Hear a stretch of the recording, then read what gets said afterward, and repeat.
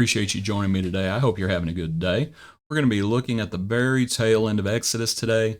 The tabernacle has been finished, and now we have the glory of the Lord being spoken about. Today's hymn is the hymn, Let the Lower Lights Be Burning. Brightly beams our Father's mercy from the lighthouse evermore, but to us He gives the keeping of the lights along the shore.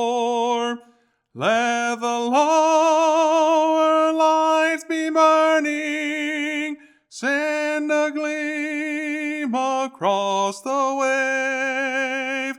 Some poor fainting, struggling seaman, you may rescue, you may save. Let the lower lights be burning. Passage, Exodus 40, verse 34. Then the cloud covered the tabernacle of meeting, and the glory of the Lord filled the tabernacle. And Moses was not able to enter the tabernacle because of the tabernacle of meeting, because the cloud rested above it, and the glory of the Lord filled the tabernacle. Whenever the cloud was taken up from above the tabernacle, the children of Israel would go onward in all their journeys. But if the cloud was not taken away, then they did not journey till the day that it was taken up. For the cloud of the Lord was above the tabernacle by day, and fire was over it by night, in the sight of all the house of Israel, throughout all their journeys.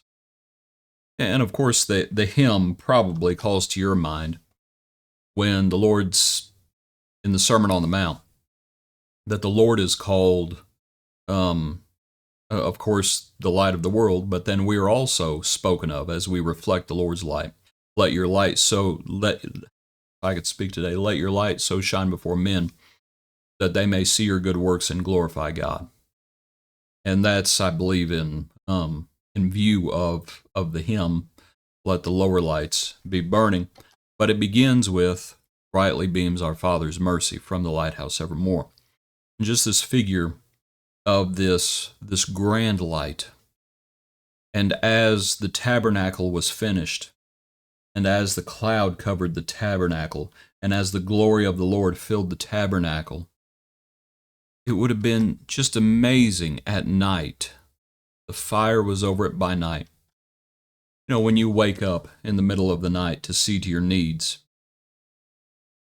and sometimes perhaps a storm has woken you up, and the power's out, and it's just pitch dark, and any light that is normally in your house perhaps isn't.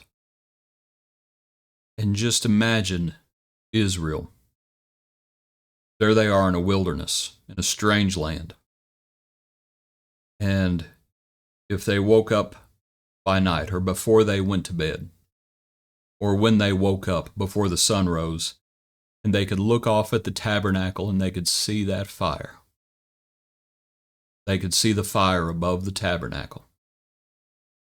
And think about what comfort that would have given them.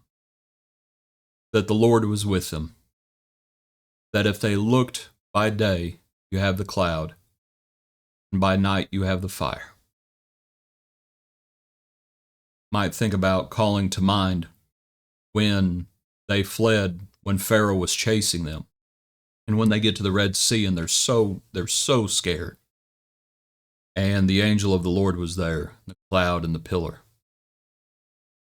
What comfort it would have been to see the tabernacle, to look off and to see the fire, to know that the Lord was with them.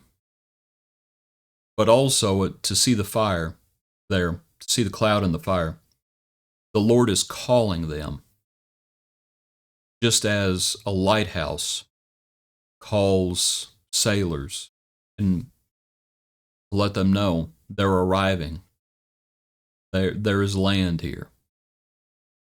That the Lord is calling them and reminding them that the Lord is with them, that they need to be careful, but that He is calling them to be holy as He is holy, just like the Lord calls us to be holy as He is holy. and that have this reminder. They built the tabernacle.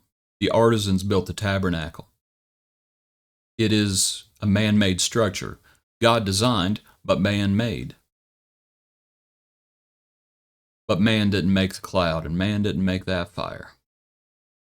And so it would have been an amazing comfort, but also a reminder. The Lord walks through the camp of Israel. And in the passage, it talks about that if the cloud was taken up from the tabernacle, that's when they would move. If the cloud was not taken up, they would not journey till the day it was taken up. And so I wasn't sure in my notes, is it the Lord goes with us, or is it we go with the Lord? And I was thinking about Joshua before Jericho. And when Joshua effectively says, to paraphrase it, are you on our side or are you on their side? And the commander of the Lord's army says, nope, I've come to lead the army of the Lord. The question is not, is the Lord on our side? The question is, are we on the Lord's side? And the Lord is leading them. The Lord is not following them. The Lord is leading them. So as we go about our lives, what comfort is it that brightly beams our Father's mercy from the lighthouse evermore? It is a great comfort. And the Lord calls us, and the Lord uses us to call others as He gives us the keeping of the lights along the shore. We are those lesser lights. We are those lesser lights. And you don't know who you're going to save.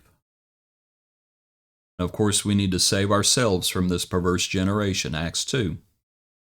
But we also try to save others, because our Father's mercy is bountiful.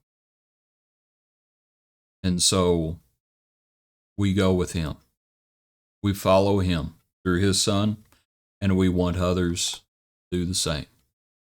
Brightly beams our Father's mercy from His lighthouse evermore. Appreciate you. Hope you have a good day. Join us tomorrow for another portion of our daily praise.